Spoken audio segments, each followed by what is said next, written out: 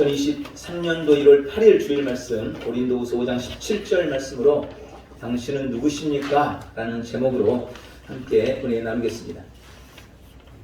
유명한 나폴레옹에 관한 이런 일화가 있습니다. 나폴레옹 장군이 명장으로서 이름을 날리고 전쟁에 나가서 늘 승리하는 또 땅을 넓히고 있을 그때 그의 군대에 나폴레옹이라는 동일한 이름을 가진 한 병사가 있었습니다. 그런데 이 병사는 너무 겁이 많습니다. 싸움이 시작되면 늘 다른 군인들의 뒷공무니만 따라다니고 두려움에 총도 제대로 쏘지를 못했습니다. 한마디로 민폐 군인이었습니다. 결국 이 병사는 군사재판에 회부되게 됩니다. 재판을 통해 그의 군인답지 못한 모습들이 더욱 드러났고 그는 전쟁 중에 아군, 우리 군대의 사기를 떨어뜨린다는 죄명으로 처형을 당할 위기에 처하게 됩니다. 그때 나폴레옹 장군이 그 군인의 이름이 나폴레옹이라는 말을 듣고 그 재판장에 나타났습니다. 그리고 그에게 한 번 더 기회를 주자고 하면서 이 병사에게 다가갔습니다. 그리고 그의 눈을 쳐다보면서 위험 있는 목소리로 말했습니다. 이봐, 나폴레옹, 내가 바로 나폴레옹 장군이다. 너는 지금 선택해라. 너의 나폴레옹이라는 이름을 버릴 것인가? 아니면 나폴레옹이라는 너의 이름에 어울리지 않는 너의 마음속의 두려움을 버릴 것인가? 네, 이랬대요. 여러분은 누구십니까? 당신은 누구십니까? 누군가 여러분에게 당신은 누구십니까? 라고 물으면 뭐라고 답하시겠습니까? 저한테 묻는다면 저는 김지훈이고요. 순복 LD전교회 담임 목사입니다. 뭐 이러겠죠. 더 꺼쭉꺼쭉해 물으면 저는 저희 전라남도 고흥 출신이고 어디 학교를 나왔고 지금 어떤 일을 하고 있고 뭐 이런 저런 이야기를 할 수도 있겠죠. 아니면 요즘에 뭐 그런다 그래요. 일하는 사람들을 구할 때 아르바이트생이나 뭐 직원들을 구할 때 요즘엔 MBTI를 본답니다. 그래서 내 MBTI는 뭡니다. 이렇게 뭐 소개를 하기도 할 수 있겠죠.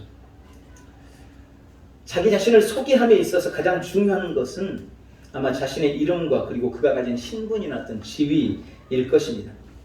요즘에도 명함이라는 게 있잖아요. 전자명함으로 많이 바뀌기도 했지만 그래도 요즘 뭐 사람들 만나고 저도 이제 목사님들 만나거나 또 외부에 나가서 찾아가서 만나거나 하면 꼭 명함을 주죠. 명함에 이름하고 전화번호만 써놓은 사람은 거의 없습니다. 거기다 이것저것 써요. 자기가 자랑할 수 있을 만한 것들은 다 쓰죠. 뭐 하나 맡고 있으면 그거 다 써야 되고. 그래서 아예 어떤 사람들은 명함에 지위 하나 넣기 위해서 자기네들끼리 모임을 만들어가지고 다 회장님 서로 불러주는 거예요. 그러면서 무슨 회장 이렇게 써가지고 명함에 자랑을 하기도 한다고 합니다. 어쩌면 사람들이 열심히 살고 또 우리 학생들이 열심히 공부하고 최선을 다하는 그 이면에는 어떻게 해서든지 그 명함에 조금 더 높은 지위 한번 올려볼까? 다른 사람들에게 밝힐 수 있는 어떤 특별한 신분이나 어떤 지위를 좀 만들어 볼 수 있을까 하는 그런 본능이 있는 것 같습니다.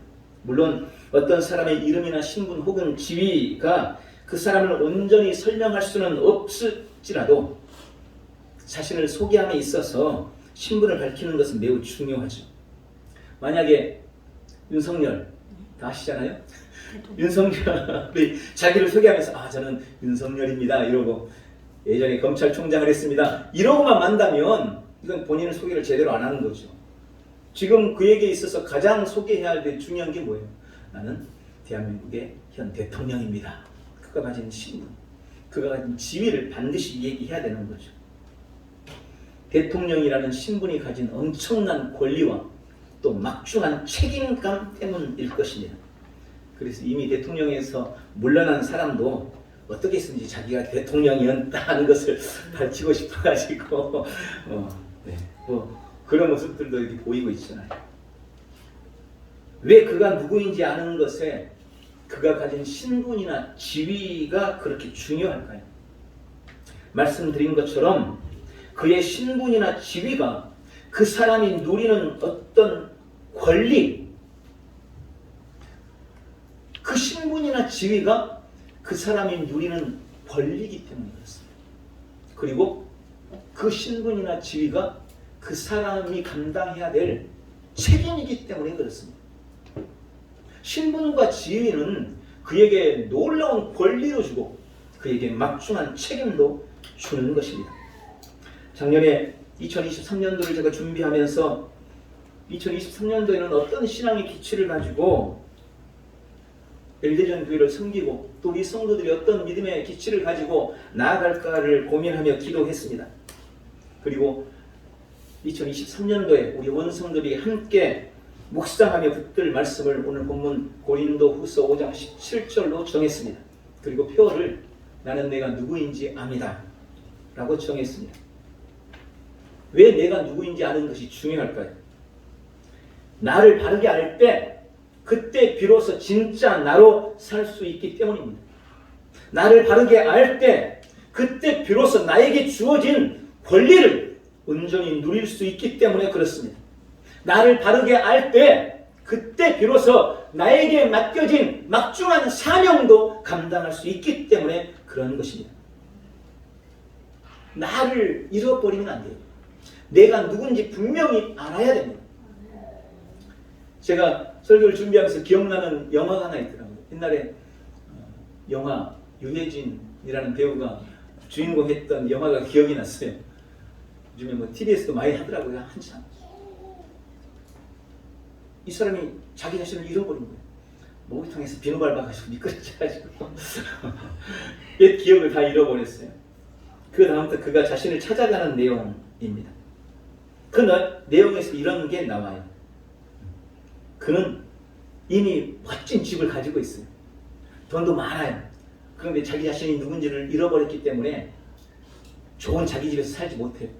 오히려 좋은 자기 집은 다른 사람한테 뺏기고 자기는 전전긍긍하는 그런 삶을 살아야 돼.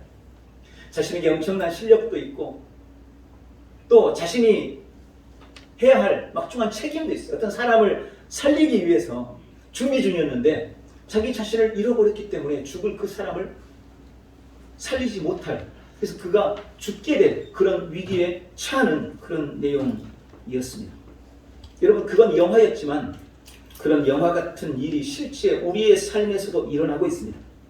많은 사람들이 진짜 나를 모르기 때문에 진정한 나로 살지를 못합니다. 실은 다 가졌는데 아무것도 없는 사람처럼 삶을 살아갑니다. 마땅히 자신에게 주어진 은혜와 권리를 온전히 누리지 못하고 살아가는 사람이 너무나 많이 있습니다. 또 자신이 해야 할 마땅한 사명과 책임을 알지 못하고 깨닫지 못하고 감당하지 못하는 삶을 살아가기도 합니다. 저는 올해 우리 온 성도들이 나의 진정한 정체성을 알고 그리스도 예수 안에서 내가 누구인지를 명확하게 깨닫고 내 신분에 걸맞는 은혜와 축복을 누려나가시길, 그런 권리를 온전히 누려나가시기를 간절히 소원합니다. 내가 누구인지 분명히 알기 위해서는 먼저 하나님이 창조하신 원래의 우리를 알아야 합니다. 원래 인간, 창세기 1장에 보면 처음 하나님께서 온 우주 만물을 만드신 내용이 쭉 기록되어 있습니다. 그리고 그 창조의 하이라이트가 바로 창세기 1장 26절, 28절, 6절부터 28절이 기록되어 있습니다. 26절, 27절에 하나님의 형상대로 사람을 만들었습니다. 하나님이 하나님의 형상대로 사람을 만듭니다. 이 하나님의 형상이라는 게 뭘까요? 하나님은 어떤 형태나 모양을 가진 분이 아닙니다. 성경에는 하나님의 형상과 관련된 오직 하나의 설명만 있습니다. 그게 뭐냐면 하나님은 영이라는 것입니다. 그것이 하나님의 형상이고 그것이 하나님의 모양이고 그것이 하나님의 형태입니다. 하나님의 모습은 영입니다. 영. 그런데 하나님이, 영이신 하나님이 자신의 형상대로 사람을 만들었다는 이야기는 우리 인생을 하나님이 영으로 만들었다는 말입니다. 영적 존재로 지었다는 이야기가 되는 것입니다. 창세기 2장 7절에는 이 인간의 창조에 대해서 조금 더 구체적으로 그렇게 설명했습니다. 여호와 하나님이 땅에 흙으로 사람을 지으시고 생기를 그 코에 불어넣으시니 사람이 생명이 되니라. 하나님은 먼저 진흙으로 사람의 육체를 만들어 놓고 진흙으로 육체를 만드셨어요. 육체를 빚으셨어요. 그리고 그 코에다가 하나님이 생기를 불어넣습니다. 여기 하나님이 불어넣으신 이 생기는 뇌사마라는 원어인데 이 말의 의미는 영혼 혹은 호흡 혹은 숨이라는 단어입니다. 즉 하나님이 진흙으로 만든 우리 인생의 육체에다가 하나님의 영을 불어넣으시는 겁니다. 그랬더니 그 흙으로 만든 그 모양이 드디어 생명이 됐다. 살아 숨쉬는 존재, 생명을 가진 존재, 사람이 됐다라고 기록하고 있는 것입니다. 여러분, 하나님이 진흙으로 만든 육체 안에 하나님의 영과 하나님의 호흡과 하나님의 숨을 불어 넣어서 살아 숨쉬는 존재로 만든 존재, 그것이 바로 우리 사람이라는 것. 하나님의 영이 육체 안에 들어가자 그는 생명을 가진 자, 살아 숨쉬는 자가 되었습니다. 그럼 사람이 가진 그 생명이라는 게 도대체 뭡니까? 바로 하나님의 생명입니다. 왜요? 하나님의 영이 들어가서 만들어진 생명이기 때문에. 그래서 우리가 흔히 하는 이 조회라는 생명의 원어는 그런 의미예요. 생명을 주는 영. 생명을 주는 영. 그게 하나님의 영혼이에요. 하나님의 영이에요. 그 영이 우리 인생 속에, 우리 육체 안에 들어온 겁니다. 그래서 우리 사람이 됐다는 겁니다. 그러니까 결국 인간은 하나님의 영으로 그리고 하나님의 생명으로 영생하는 하나님의 자녀로 지음받은 겁니다. 여러분, 우리 규는 이민욱 집사를 닮았든지 김찬희 집사를 닮았든지 얼굴이 안 닮았으면 발가락이라도 닮았을 거예요. 근데 참 아이러니한 게 참 신기하게도 뼈다 닮잖아요. 이렇게 그냥 여기다 내놔도 이민욱 집사 아들이구나 이렇게 알 수 있을 정도로 이게 여러분, 나를 닮았다는 것은 내 자식이라는 의미입니다. 우리가 하나님을 닮았다는 것은 하나님의 자녀로 만들어졌다는 의미예요. 우리가 하나님의 형상대로 지음받았다는 것은 우리가 하나님의 자녀로 지음받았다는 의미입니다. 우리 인생은 그렇게 하나님의 자녀로 지음받았습니다. 그리고 하나님은 거기다가 더 놀라운 일들을 행하죠. 28절에 하나님이 그들에게 복을 주시며 하나님이 그들에게 이르시되 생육하고 번성하여 땅에 충만하라. 땅을 정복하라. 바다의 물고기와 하늘의 새와 땅에 움직이는 모든 생물을 다스려라. 그렇게 사람을 만들어 놓고 하나님이 복을 허락하십니다. 생육하고 번성하는 복, 온 땅에 충만한 복, 땅을 정복하는 복, 모든 만물을 다스리는 복. 원래 인간은 하나님의 영과 생명으로 지음받은 하나님의 자녀며 원래 인간은 모든 만물을 정복하고 다스리는 온 땅의 통치자로 지어졌습니다. 그게 원래 인간입니다. 계속 그런 존재로 살았으면 얼마나 좋았겠습니까? 그런데 불행하게도 사람은 하나님이 주신 원래 모습을 잃어버리고 맙니다. 하나님의 형상, 즉 하나님의 영과 생명으로 지음받은 아담과 하와는 세상의 왕이었습니다. 그러나 그 모습을 시기하는 존재가 있었습니다. 바로 타락한 천사 사탄이었습니다. 사탄이 인간을 시기한 거예요. 그런데 사탄은 인간을 계속해서 덤빌 수가 없어요. 왜요? 인간이 너무 완벽한 존재예요. 하나님의 생명을 가졌고 온 땅을 정복하는 통치자예요. 그러니까 사탄이 함부로 인간을 건드릴 수가 없어요. 인간은 사탄보다 훨씬 강한 존재였습니다. 그래서 사탄이 선택한 게 속이는 거예요. 거짓말, 속이는 거예요. 사기꾼들은 낮은 모습으로 살살 와가지고 살살살 꼬여서 사기를 치죠. 그 다음에는 어떻게 되니까 높은 자가 돼버려요. 높은 자가 돼버려요. 돈 빌려줄 때는 그러세요 이러면서 빌려주잖아요. 근데 내가 못 갚게 되면 어떡합니까? 찾아와서 안 내놓으면 큰일 나 이러면서 협박이 되는 거죠. 똑같이 인간을 속이게 되어집니다. 어느 날 사탄은 혼자 있는 하와에게 다가와 하나님이 금하신 유일한 하나 선악과를 따먹도록 하와를 속였습니다. 아담과 하와는 이 사탄의 거짓말에 속아서 하나님의 선하심을 의심했고 결국 선악과를 따먹음으로 범죄합니다. 그리고 그 결과는 참혹했습니다. 죄를 지은 아담과 하와는 하나님이 그들에게 주었던 하나님의 형상, 하나님의 생명을 잃어버렸습니다. 그들의 육과 혼, 그들의 몸은 여전히 기능하고 있었지만, 몸은 살아 있었지만 그들의 본연, 그들의 본질, 그들의 근본인 영은 하나님의 경고처럼 죽고 말았습니다. 하나님이 그렇게 경고했거든요. 선악을 알게 하는 나무의 실과는 먹지 말라. 먹는 날에는 너희가 반드시 죽으리라. 그게 하나님의 경고였어요. 그리고 그들이 선악과를 따먹었습니다. 그러니 경고대로, 말씀하신 대로 그들이 죽은 거예요. 그런데 육과 혼은 죽지 않았어요. 여전히 생각하고 여전히 육체는 살아있었어요. 그런데 죽었다는 겁니다. 뭐가 죽었다는 겁니다. 뭐가 죽었다는 겁니까? 하나님이 만드신 영, 하나님이 그들의 육체 안에 불어넣으셨던 하나님의 생명, 그게 죽은 거예요. 인간은 그때 죽었습니다.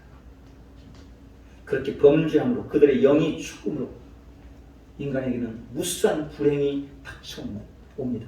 그걸 저는 세 가지로 요약합니다. 첫 번째, 모든 인간이 죄인이 되었습니다. 죄인이라는 신분을 갖게 된 겁니다. 여러분, 사람이 죄를 짓기 때문에 죄인이 아니에요. 죄인으로 태어났기 때문에 죄인인 겁니다.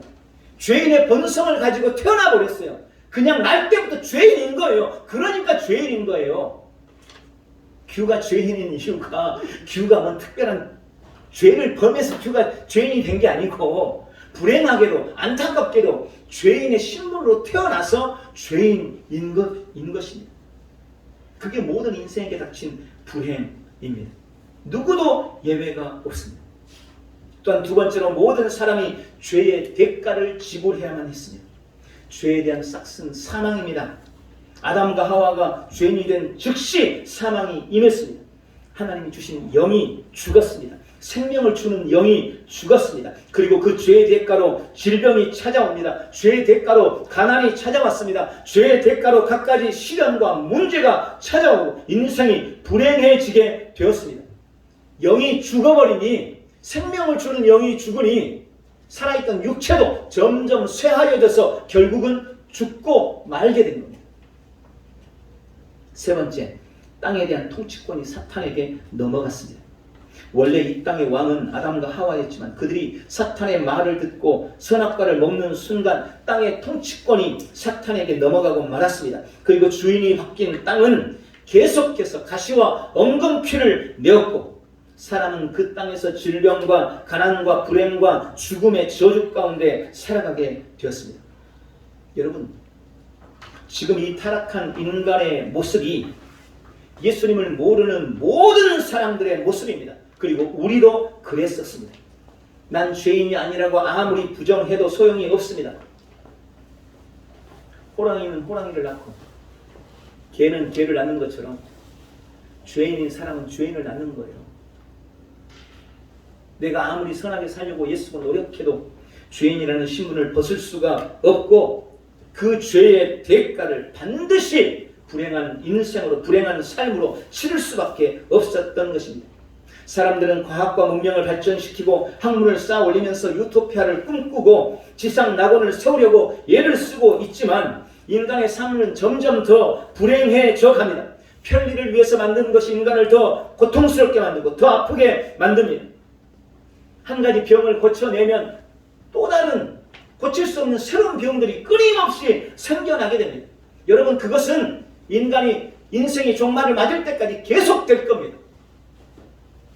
사람들은 생각하죠. 과학이 발전하고 의학이 발전하고 지식이 발전하면 얼마든지 그런 것 다 극복할 수 있을 거라고. 아니요. 절대 그럴 수 없습니다. 새로운 끊임없는 불행이 인생에게 찾아오는 것입니다. 인간의 가치와 존엄성은 점점 더 상실되어 가고 물질이 지배하는 세상이 되어 갑니다. 지금 사람들은 그런 세상 속에서 아우성치고 있는 것입니다. 다 죄인이 치러야 할 죄의 대가들입니다.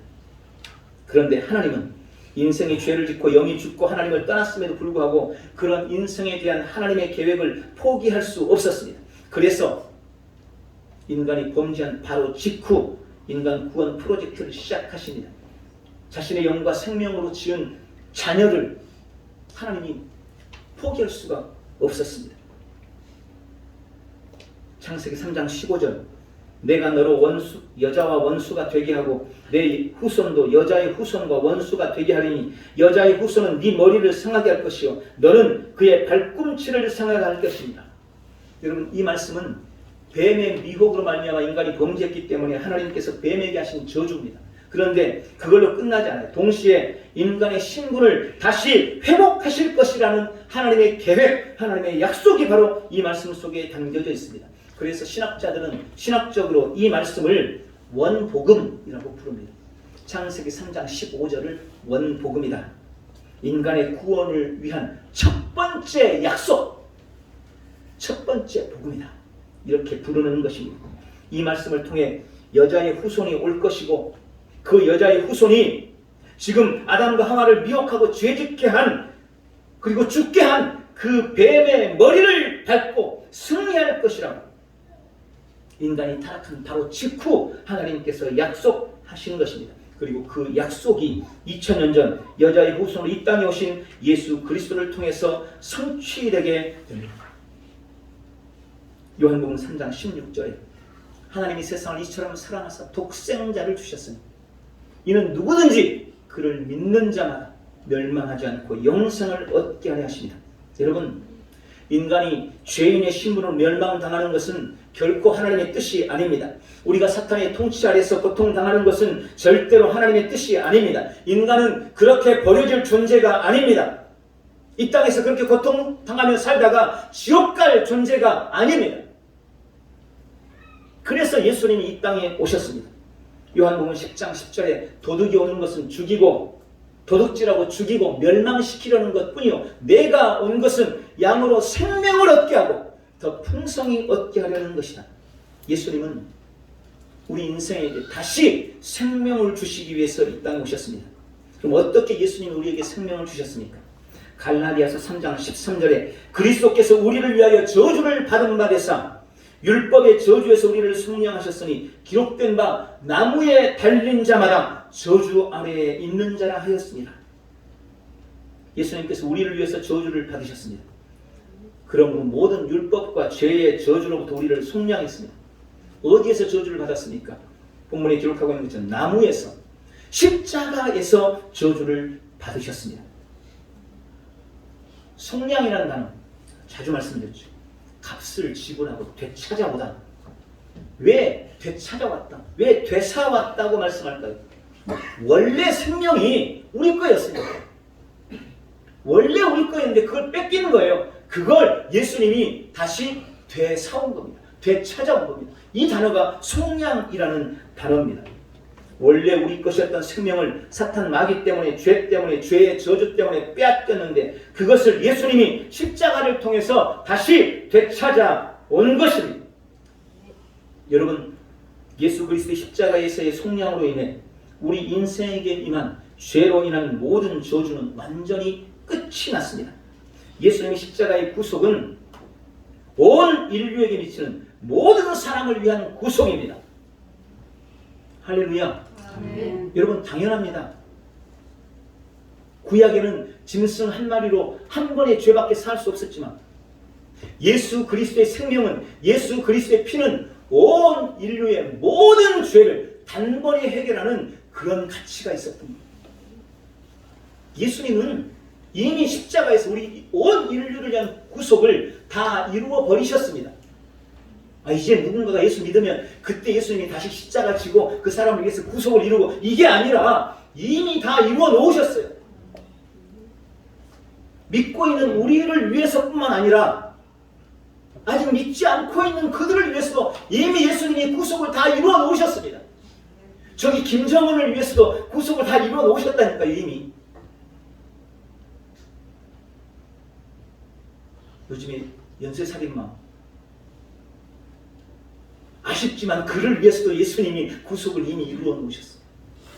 모든 인류를 위한 완전한 구속을 예수님이 십자가에서 다 이루셨습니다. 하나님의 생명으로, 하나님의 죽음으로 치른 대가이기 때문입니다. 그럼 예수님의 성령은 누구에게도 예외가 없다면 그럼 모든 사람이 다 구원을 얻습니까? 안타깝게도 그렇지는 못합니다. 요한복음 1장 12절은 말씀합니다. 영접하는 자, 곧 그 이름을 믿는 자들에게는 하나님의 자녀가 되는 권세를 주셨으니 이는 혈통으로나 육정으로나 사람의 뜻으로 나지 아니하고 오직 하나님께로부터 난 자들이니라. 누구든지 이 사실을 믿고 예수님을 영접하는 자, 곧 그 이름을 믿는 자만 하나님의 자녀가 됩니다. 요한복음 3장 16절 하나님이 세상을 이처럼 사랑하사 독생자를 주셨으니 이는 그를 믿는 자마다 멸망하지 않고 영생을 얻게 하려 하십니다. 독생자 예수님을 믿는 자마다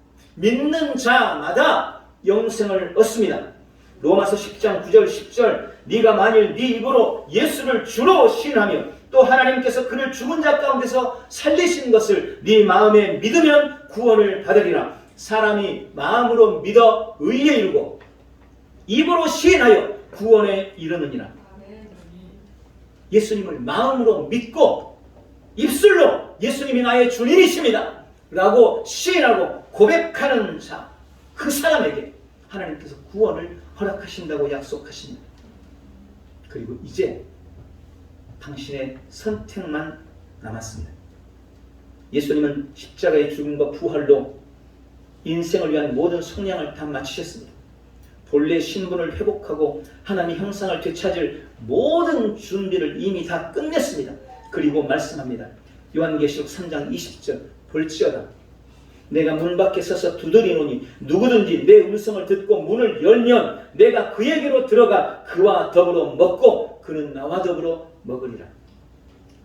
이제 당신의 선택만 남아있습니다.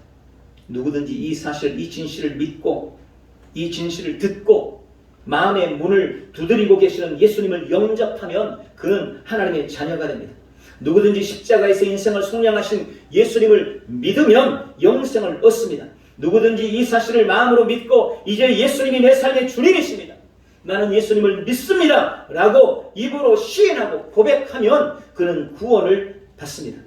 그리고 바로 그때 그렇게 믿을 때 예수님을 내 안에 영접하고 모셔드릴 때 예수님이 내 삶의 주님이라고 고백할 때 바로 그때 잃어버렸던 하나님의 형상이 우리 속에서 회복됩니다.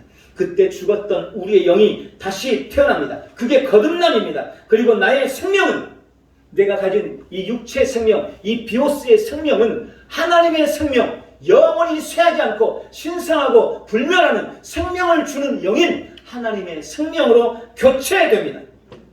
그렇게 변화된 인생을 하나님은 오늘 본문 고린도후서 5장 17절을 통해 새로운 피조물이라고 부르시는 것입니다. 새로운 피조물. 당신은 누구십니까? 여러분은 누구십니까? 예수 그리스도를 믿고 예수님이 내 인생의 주인이라고 고백하는 우리는, 고백하는 당신은 그리스도 안에서 새로운 피조물입니다. 이 놀라운 이름, 이 놀라운 신분이 주는 권리를 우리는 온 삶에서 누려나가야 합니다. 그리고 그 이름에 맞는 그 신분에 걸맞는 책임을 우리는 이 땅에서 다 담당해 나아가야 합니다. 그것이 그리스도인이라는, 그것이 새로운 피조물이라는, 그것이 예수 믿는 자라는 우리에게 주어지는 놀라운 특권이며 책임이기 때문입니다. 그 권리를 여러분의 삶의 자리에서 온전히 누리고 또 주어진 책임을 다하는 우리 엘더전의 모든 지체들이 되시기를 예수님의 이름으로 축원합니다. 기도하겠습니다. 전능하신 하나님, 나를 위한 예수 그리스도의 속량에 감사드립니다. 나는 나를 위해 죽으시고 부활하신 예수님을 믿습니다. 나를 찾아오신 예수님께 내 마음의 문을 활짝 열었습니다. 주님은 내 삶의 주님이십니다. 하나님의 형상은 이미 내 안에서 회복되었고 나는 날마다 하나님과 같은 생명, 신성하고 불멸하는 생명을 누립니다. 주님, 나는 내가 누구인지 압니다. 그리스도 예수 안에서 나는 새로운 피조물입니다. 우리 온 성도들 이번 한 주간 아니 우리의 남은 모든 삶의 자리에서 이 놀라운 새로운 피조물 된 우리를 온전히 누리는 복되고 귀한 지체들 다 되게 역사해 주시옵소서. 예수님의 이름으로 기도하옵나이다. 아멘.